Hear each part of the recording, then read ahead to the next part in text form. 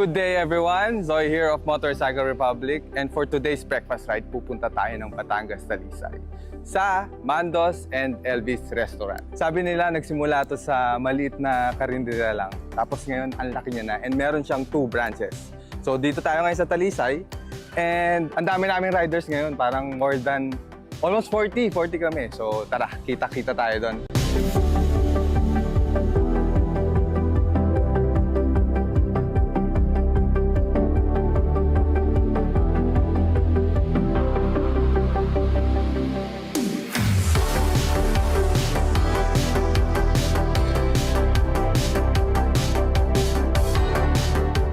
If you're a motorcycle fanatic, don't forget to log in or to search in Motor Republic sa website and just register para maka-join kayo sa mga rides ha.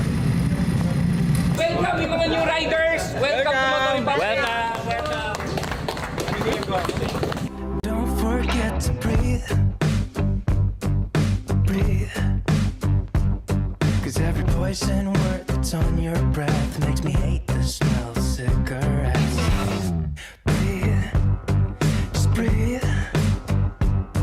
They say that what you give is what you get, but I don't see how you could handle this stuff.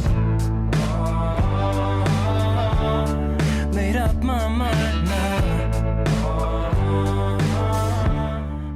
Hi guys! Nandito kami sa Mando and Elvis Lutong Bahay. So kasama ko ngayon si Ma'am Gretchen, yung manager ng branch. And then si Kristen, news nila dito sa branch. Ano ba ang storya ng Mando and Elvis? Since 2004, nagsimula ang Mando and Elvis. Ngayon po, yun ay maliit na kubo at ang mga ihaw nasa labas po. Tapos ang mga kanyang mga kasirola po ay talaga namang yung nasa bahay lang na mostly kasirola lang po. 2017 ay naging isa na siyang May store na po structure siya. talaga, Yes may po. So tara, gusto tingnan natin yung mga food. Okay, tara po. Introduce natin Yes yung mga po. food sa mga viewers. Okay po. Siyempre, ang number 1 po, pag sinabing Mando and Elvis, ang nasa isip na po nila is bulalo. Then, meron po kaming mga lechong kawale, putok-batok, chicharong bulaklak, kalderetang kambing, at aming mga masarsa. Beef kaldereta, sir, at saka ang bistik Tagalog namin. Yan po ang aming mga bestseller. Mga bestseller Yes yan. po. Simula po ako 2006. Yan, mga nakachinelas kami, Oo. nagbabasa-basa. Tapos Tingnan ano mo po si siya Ma'am talaga, ngayon, hindi na siya grabe. nakachinelas. Ngayon, ano na ako Maayos na ang suot niya. Oo. Ano na to? Mando. Tatak Mando.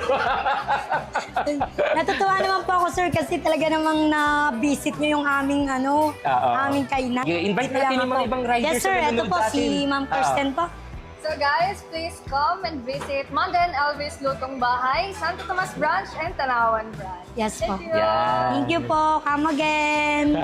Thank you. Thank you po. Thank you, sir. Thank you, sir po.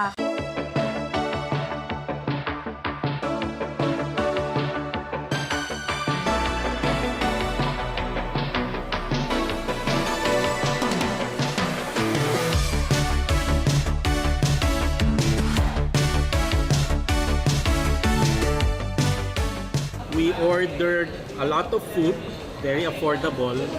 Yung rellenong bangus, masarap. Lechon kawali na nakahalo doon sa binagoongan. I think, for the price, it's very reasonable. Yung serving nila is good for 2 to 3 people. Nakakabusog at saka masarap. Malasa lahat yung natikmang kong pagkain. Definitely, I want to come back. Itong lugar, maganda, mukhang bago, well-designed. I think overall, it's a very nice motorcycle destination. Try nyo.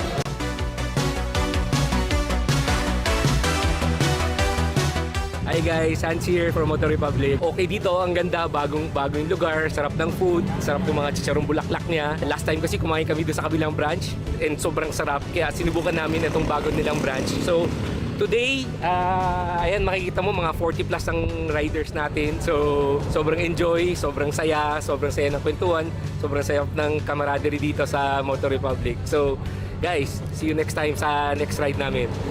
Cheers!